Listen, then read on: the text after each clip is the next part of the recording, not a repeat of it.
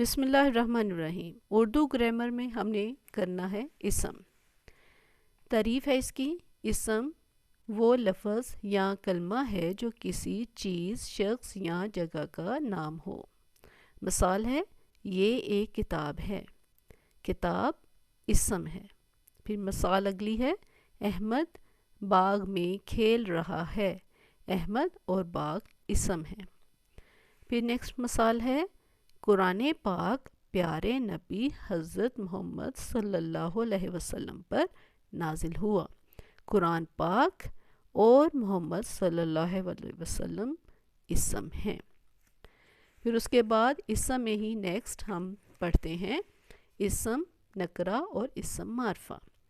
اسم نکرہ، جو اسم کسی عام شخص، جگہ یا چیز کا نام ہو، اسے اسم نکرہ کہتے ہیں۔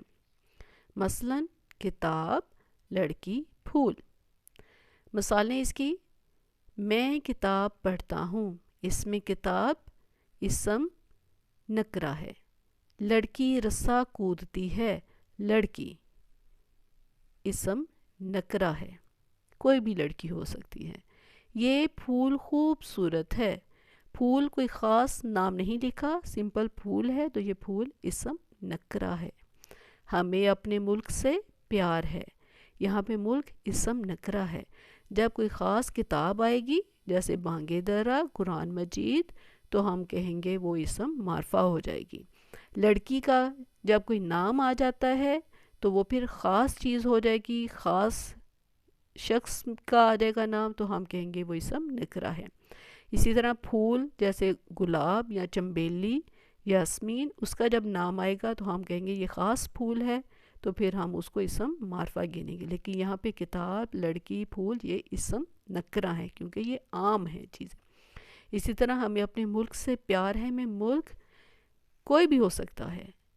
جب وہاں پہ اس ملک کی جگہ نام لکھا جائے گا، جیسے پاکستان، ایران، ترکی، چائنا، چین، تو وہ خاص ملک کے نام ہو جائیں گے، تو وہاں پہ پھر ہم اس کو اسم معرفہ کہیں گے۔ لیکن یہاں پہ یہ ساری مثالیں اسم نکرہ کی ہیں۔ اسم معرفہ، جو اسم کسی خاص شخص، جگہ یا چیز کا نام ہو، اسے اسم معرفہ کہتے ہیں۔ مثلا فاطمہ، گلاب، قرآن مجید۔ مثالیں اب جملوں سے کلیئر کریں گے۔ فاطمہ اسکول جاتی ہے۔ یہاں پہ فاطمہ اسم معرفہ ہے۔ یہ گلاب کا پھول مت توڑو۔ اب گلاب خاص پھول کا نام ہے۔ بچے قرآن مجید کی تلاوت کر رہے ہیں۔ یہاں پہ قرآن مجید خاص کتاب کا نام ہے۔ میرا وطن پاکستان ہے۔ یہاں پہ پاکستان خاص ملک کا نام ہے، اس لیے ہم اس کو اسم معرفہ کہیں گے۔